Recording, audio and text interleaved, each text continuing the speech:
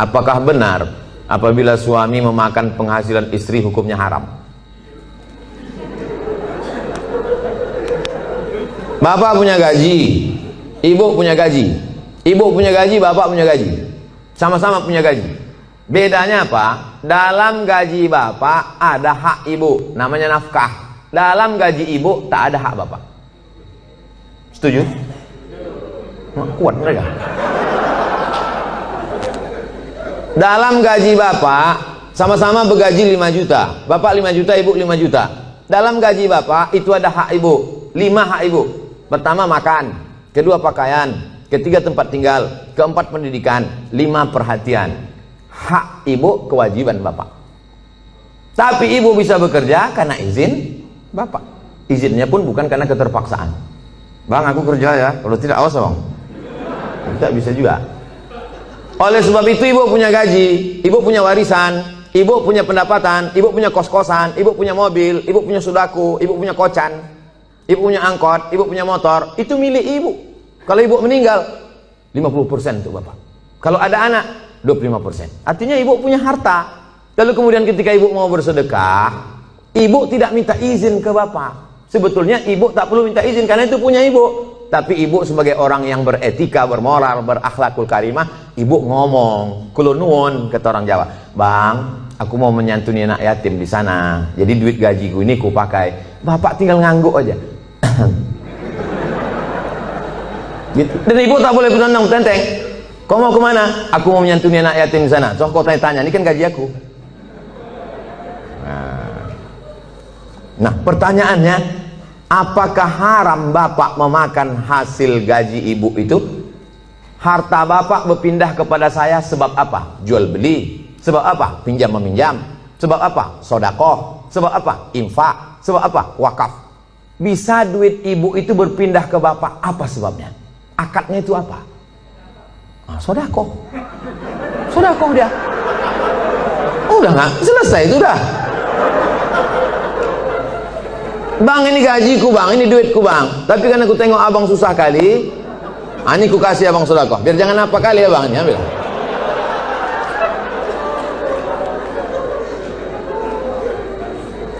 Assalamualaikum Ustaz. Semoga Ustaz sehat-sehat. Amin.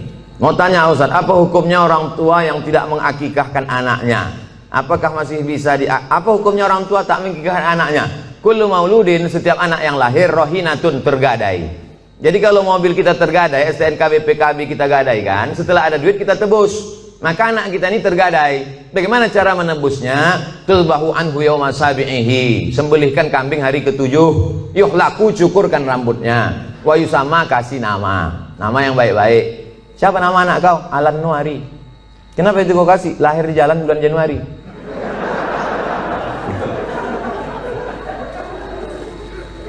Kasih nama yang baik-baik, cukurkan rambutnya karena itu rambut kotor di dalam, lalu kemudian sembelihkan kambing hari ke-7. Tak ada duit hari ke-7, hari ke-14.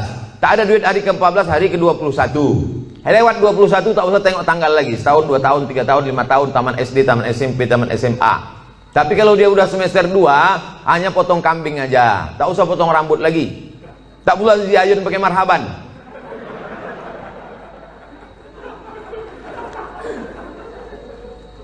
Apakah masih bisa diakikahkan setelah anak itu sudah besar Pak Ustadz? Jangankan anak itu, bapak ibu balik ke rumah nanti tanya emak sama ayah, ada tak diakikahkan? Kalau tak ada diakikahkannya, besok pagi beli kambing, boleh akikah. Akikah saja. Yang pula cukur rambut, begundul semua pegawai besok.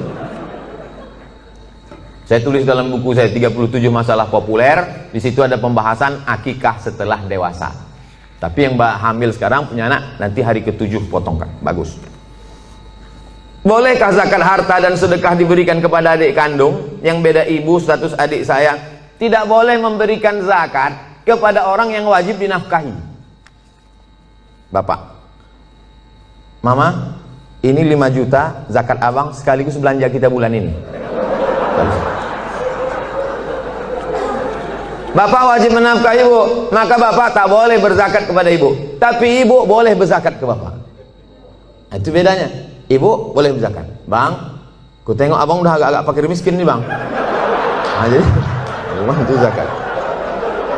Tengok susah kali kau bang. Nah, ini pakai lain. Ini gajiku bulan ini.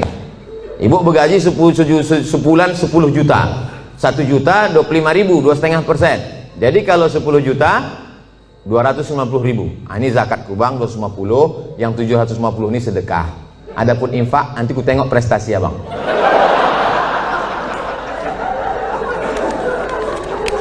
Nah, kaedahnya tak boleh berzakat pada orang yang wajib kita nafkahi. Tak boleh berzakat kepada anak, karena anak itu wajib kita nafkahi. Nah sekarang adik, apakah adik itu wajib kita nafkahi? Tidak. Yang wajib dinafkahi itu siapa? Istri, anak, cucu, mertua, orang tua, yang hubungan langsung. Itu yang wajib kita nafkahi. Orang yang tak wajib kita nafkahi boleh kita kasih zakat. Kalau kita bersedekah pada orang jauh, nilainya 1 sedekah. Tapi kalau kita bersedekah pada orang dekat, nilainya 2. 1 sedekah, 1 lagi silaturahim. Tapi banyak orang tak mau sedekah ke keluarga dekat. Kalau sedekah sama orang lain, kok kenapa tak sedekah sama saudara? Payah saudara nih Pak Ustadz, dikasih sikit-sikit kali kata dia. Bagaimana menghadapi suami yang berselingkuh?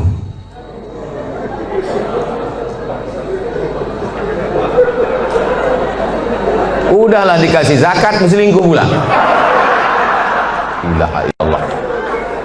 Parah kali orang Medan ya. Ibu punya wali 6 orang. Jadi bukan ibu memanggil bapak itu dengan membawa centong sini bang, bukan gitu. Ibu punya wali 6 orang.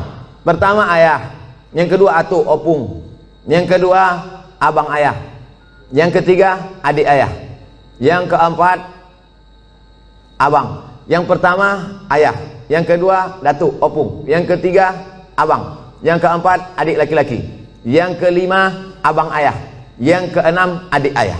6 wali ibu itulah yang menyelesaikan ini. Maka dipanggilnya lah, setan sini kau sebentar. Orang berselingkuh itu mesti gitu manggilnya. Tak pula kita panggil kepada menantu kami silakan datang. Mana lah tengkuk dia. Kalau ada yang polisi, tentara situ, cabutkan pistol, letakkan di atas meja itu, pang, letakkan, biar tahu. Walaupun tak ada pelornya. Ku dengar kau udah selingkuh. Kemarin tertangkap screenshot SMS. Ini dia kan, ini foto perempuan kan? Kau jangan macam-macam. Kau berhenti selingkuh. Kalau kau tak berhenti, jadi kasih dia mop, di mop dia sedikit. Habis itu berhenti. Iya pak, aku stop nih. Ada berhenti dia. Tinggal lagi ibu. Mau ibu menerima barang second nih?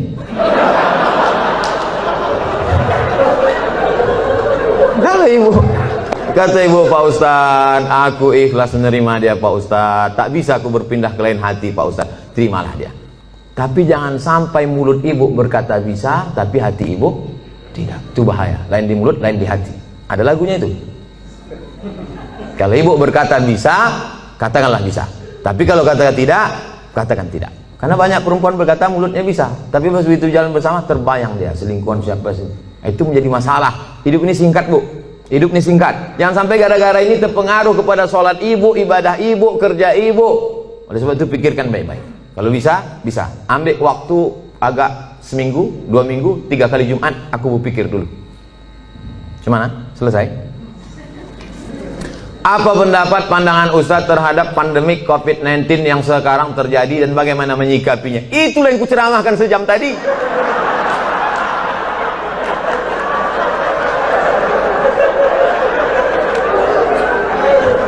Itulah yang kucakapkan dari tadi. Mungkin pertanyaan ini ditulis sebelum tadi datang diserahkan ke panitia. Jadi sebetulnya sudah terjawab. Kalau tak terjawab juga, tinggal tonton aja Ustadz Abdul Somad Official Channel. Subscribernya udah 1 juta. Mana tahu nanti dicarinya yang mana channel itu yang ada 1 juta subscriber.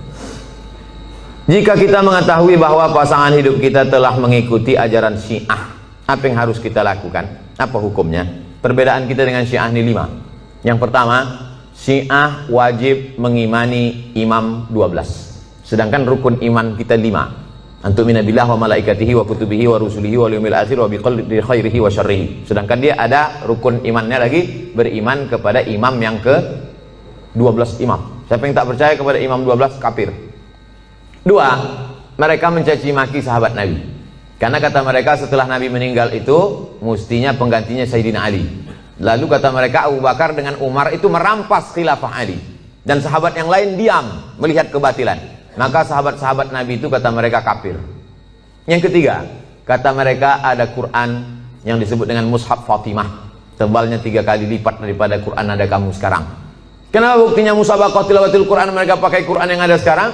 Kata mereka, sebelum Imam Al-Qaim, mereka menunggu imam yang ke-12. Imam yang ke-12 itu katanya bersembunyi di Sirdap, di bukit di Irak, dalam terowongan. Itu mereka tunggu-tunggu, belum keluar lagi. Nanti kalau keluar imam yang ke-12 itu, dibawanya kitab yang asli, sementara yang asli itu datang, pakai aja yang KW ini dulu, kata dia. Yang keempat, mereka ada meyakini namanya taqiyah. Taqiyah itu kalau di tengah orang ahlu sunnah, pura-pura dia ahlu sunnah. Kalau di sini banyak Muhammadiyah, pura-pura dia Muhammadiyah. Kalau di sini banyak Al-Wasliyah, pura-pura dia Al-Wasliyah. Kalau di sini banyak NU, pura-pura dia NU. Kalau di sini banyak ahlu sunnah, dia bilang Sunni. Kau ini Syiah apa Sunni? Aku Sunni. Kalau kebetulan banyak Syiah, kau sunnah apa Syiah? Aku Syiah. Kalau kebetulan situ 50-50, kau sunnah apa Syiah? Aku Susi. Susi, sunnah Syiah. Yang kelima, mereka ini menghalalkan nikah mut'ah.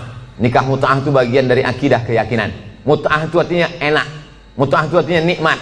Nikah mut'ah itu nikah kontrak.